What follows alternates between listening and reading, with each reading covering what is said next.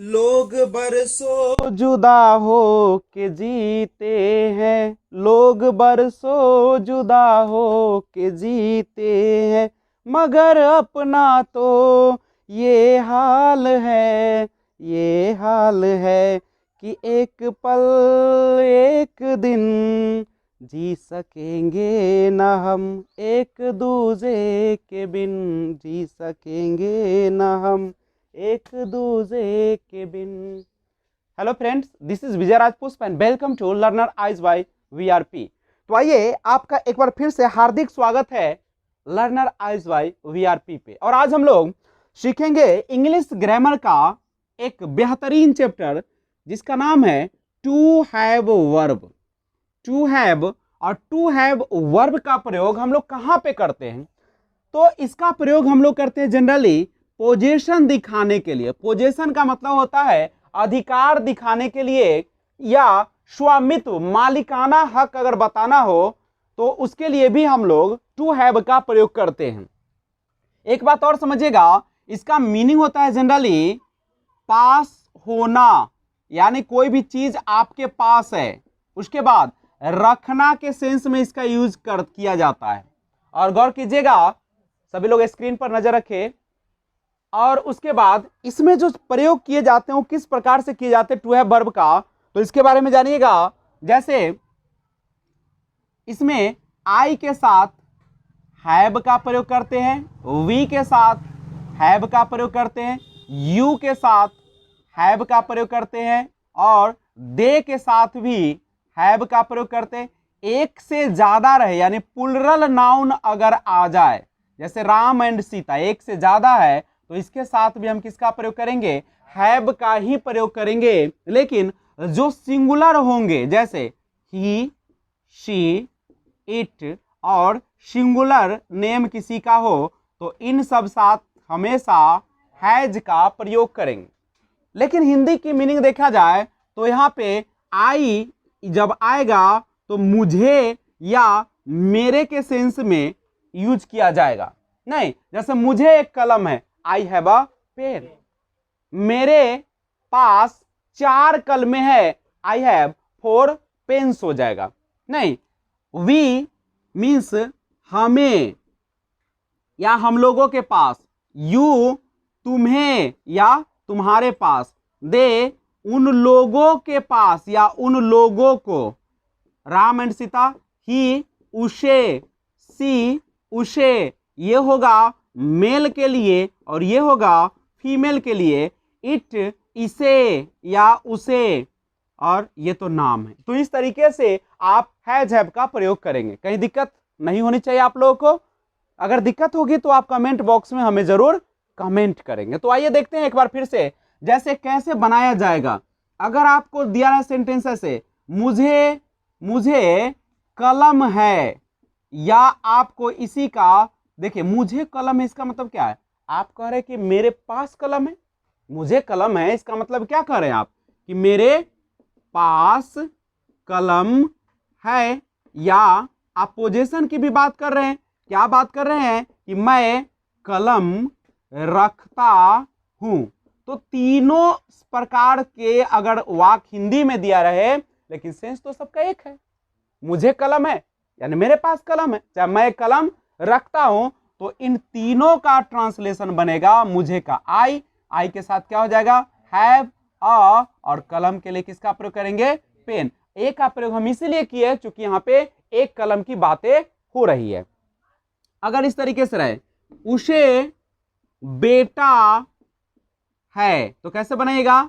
She या he has a सन। ऐसे रहेगा, तुम्हें गाय है, तो कैसे बनाएंगे? You have a cow. उन लोगों के पास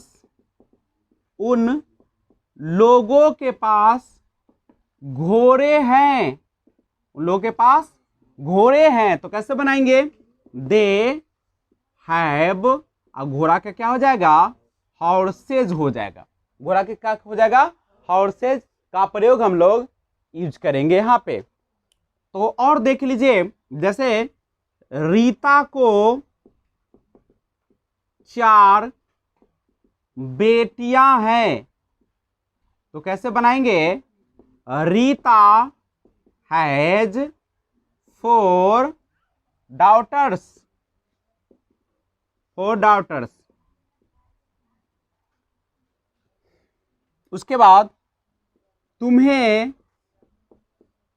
दिमाग है। तो कैसे बनाएंगे? You have mind, you have mind. तो इस तरीके से आप सेंटेंस को आसानी से बना सकते हैं। ध्यान दीजिएगा, आप इसे स्क्रीनशॉट ले ले और पहले बना लीजिएगा, उसके बाद आप आगे बढ़िए। तो चलिए, स्क्रीनशॉट ले लिए होंगे आप लोग। तो ध्यान दीजिएगा कैसे इसको बनाई जाती है। बनाते हैं हम लोग। वी हैव, एक कार है, अ कार। उस लड़के के पास, उस लड़की यानी that girl has a ring. Sita के 2 पुत्र हैं। Sita has 2 sons. मेरे पास पर्याप्त पैसे हैं। आई हैव, पर्याप्त का इंग्लिश हो जाएगा एनफ, पैसे का हो जाएगा मनी।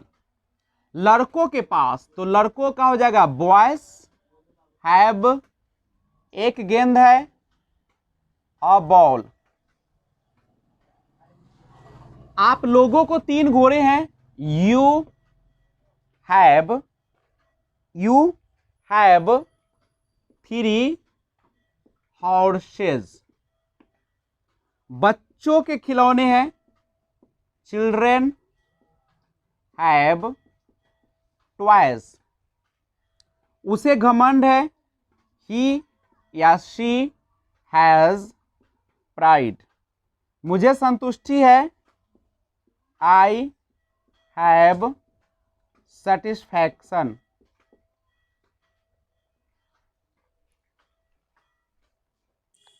तो आइए अब हम लोग देखते हैं निगेटिव सेंटेंसेस। निगेटिव सेंटेंसेस,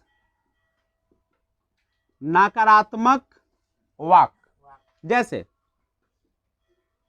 मुझे कलम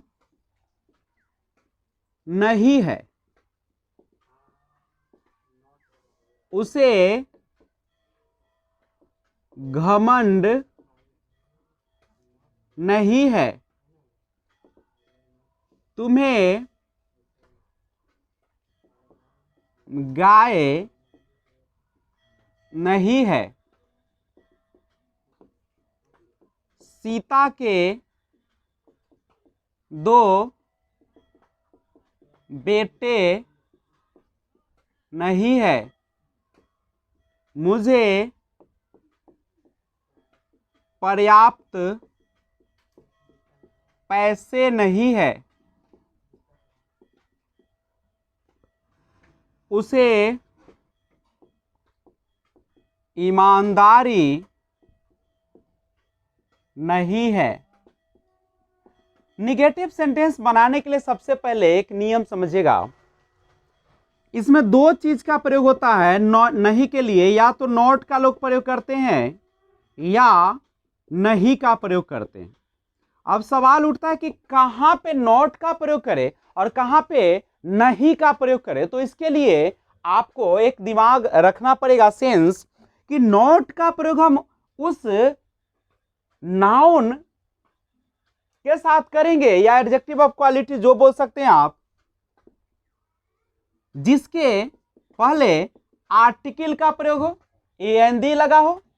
आर्टिकल यानी ए, एन और दी, या संख्या सूचक शब्द, संख्या सूचक, संख्या सूचक जैसे 1 2 3। तो यह सब लगा रहेगा तो उसके पहले क्या प्रयोग करेंगे? नॉट का प्रयोग करेंगे।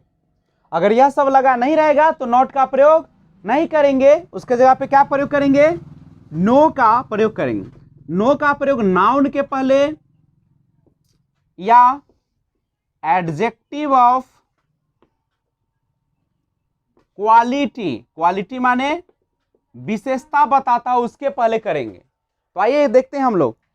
जैसे मुझे कलम नहीं है, कैसे बनाइएगा? I have not a pen, या आप इसको ऐसे भी बना सकते हैं। कैसे बना सकते हैं? देखिए, I have no pen, I have. अब कहिए सर नो और नॉट में यहां पे क्या अंतर हुआ? तो नॉट के देखिए यहां पे आर्टिकल लगाया तो उसके पहले हमने नॉट लगाया, लेकिन क्या इसमें आर्टिकल है?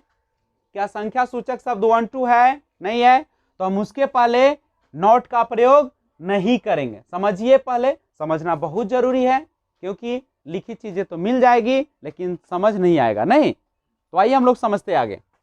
उसे घमंड नहीं है, क्या घमंड को आप गिन सकते हैं? तो एडजेक्टिव ऑफ क्वालिटी है, गुण है। तो कैसे बनाएंगे? ही हैज नॉट होगा कि नो होगा, इसमें बताइए। नो होगा। क्यों नो होगा? क्योंकि देखिए यहां पे न तो ए लगेगा और न 1 2 लगेगा, नहीं ना लगेगा। तो आर्टिकल और संख्या सूचक नहीं लगा रहे तो हम उसके पहले किसका प्रयोग करते हैं? नो का।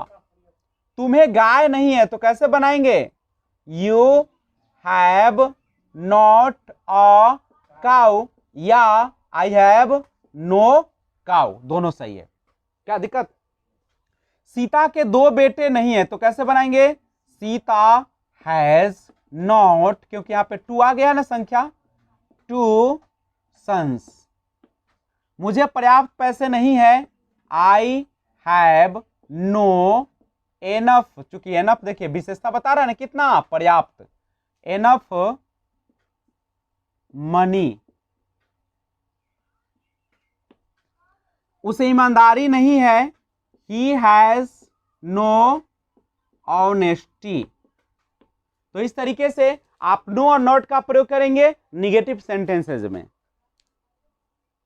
अब निगेटिव सेंटेंसेस के बाद हम लोग बात करेंगे इंट्रोगेटिव सेंटेंसेस के बारे में। इंट्रोगेटिव का मतलब होता है टू इंटेरोगेट, यानी टू आस्क, कुछ पूछना। नहीं, इंट्रोगेटिव सेंटेंसेस, अब गौर कीजिएगा, इंट्रोगेटिव सेंटेंसेस में 2 टाइप्स आते हैं। एक आता है एस नो और एक आता है जिसका जवाब हम डिटेल में देते हैं। एस नो क्वेश्चन जो होते हैं उसमें हेल्पिंग वर्ब पहले रखेंगे, उसके बाद क्या रखेंगे? सब्जेक्ट। लेकिन डिटेल वाले में क्या रखेंगे? सबसे पहले WH वर्ड रखेंगे, उसके बाद हेल्पिंग वर्ब रखेंगे और उसके बाद क्या रखेंगे? सब्जेक्ट का प्रयोग करेंगे। इस तरीके से हम लोग वाक्य को बना सकते हैं। जैसे अगर आपसे पूछे कि क्या तुम्हें शांति, क्या तुम्हें शांति है? देखिए शुरू में क्या है, तो हाँ या नहीं, तो इसको पहले हेल्पिंग वर्ब रखिए। तुम्हें क्या हो जाएगा? यू, और यू के साथ क्या लगेगा? हैव, और शांति का इंग्लिश क्या होता है? पीस। Have you peace? क्या आपके पास शांति है? अगर हम यहां पे लिख दे कि क्या राधा को घर नहीं है, क्या राधा को घर नहीं है, तो कैसे बनाएंगे? हैज राधा नॉट, नॉट, और जब नॉट लगाए हैं तो यहां पे या तो आर्टिकल देना पड़ेगा और नहीं तो आपको संख्या सूचक कोई शब्द देना पड़ेगा, यही ना देना पड़ेगा। हम इसे ऐसे भी तो लिख सकते हैं, हैज राधा नो होम। क्या कोई दिक्कत है क्या किसी को? और अब थोड़ा सा देखिए, जैसे उसे कैसे 4 घोड़े हैं, अगर ऐसा वाक्य है तो कैसे बनाइएगा? तो आप इस तरह के सेंटेंस को बनाएंगे, सबसे पहले WH वर्ड लिखाएगा, कैसे का क्या हो जाएगा? हाउ, और उसे है तो हैज, ही या शी, और 4 घोड़े का क्या हो जाएगा? 4 हॉर्सेस, और क्वेश्चन मार्क लगाना ही पड़ेगा नहीं तो गलत हो जाएगा। उसके बाद हम कहे रीमा को क्यों नहीं,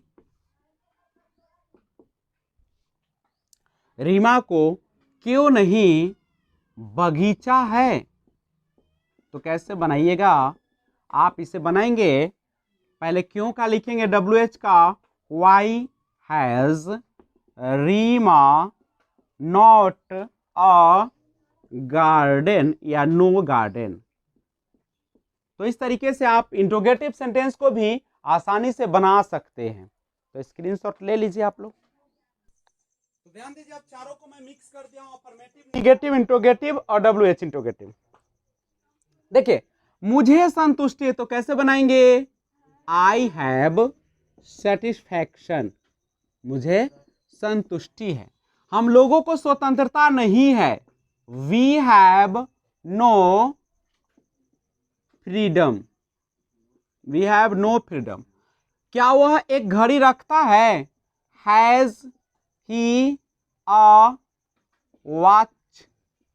मेरे पास कार क्यों नहीं है, why have I not a car. तो इस तरीके से हम लोगों ने सीखा हैज और हैव का प्रयोग कहां पे किया जाएगा। लेकिन अब मैं आपको अगले वीडियो में सिखाऊंगा कि कहां पे डज नॉट हैव का प्रयोग करेंगे और कहां पे हैव नॉट का प्रयोग करेंगे और डू नॉट हैव का प्रयोग करेंगे। तो इसको अगर देखना चाहते हैं, जानना चाहते हैं, समझना चाहते हैं कि इसका क्या अंतर है हैव नॉट और डज नॉट और डू नॉट हैव में, तो आप इस चैनल को सब्सक्राइब कीजिए और बेल आइकन को ऑल पे प्रेस कीजिए या घंटी के बटन को दबा दीजिए और फिर जानेंगे कि कैसे दोनों में फर्क होता है। तो ज्यादा से ज्यादा लाइक शेयर कमेंट कीजिए और आप एक दूसरे को पढ़ने में भी सहायता पहुंचाए। तो आज बस इतना ही, फिर मिलते हैं अगले एपिसोड में जिसमें मैं लेकर आऊंगा do not have, does not have और हैव नॉट में क्या फर्क होता है, कहां पे इसे इस्तेमाल किया जाता है। तो बने रहिए, स्टे होम स्टे सेफ, घर पे रहिए, बिल्कुल सुरक्षित रहिए और सोशल डिस्टेंसिंग का पालन कीजिए और कम से कम 2 गज की दूरी पर रहे, क्योंकि जान है तो जहान है। आप ही नहीं रहेंगे तो दुनिया लेकर क्या करेंगे। Thanks for watching, keep watching. जय हिंद, जय भारत, वंदे मातरम, जय जवान, जय किसान।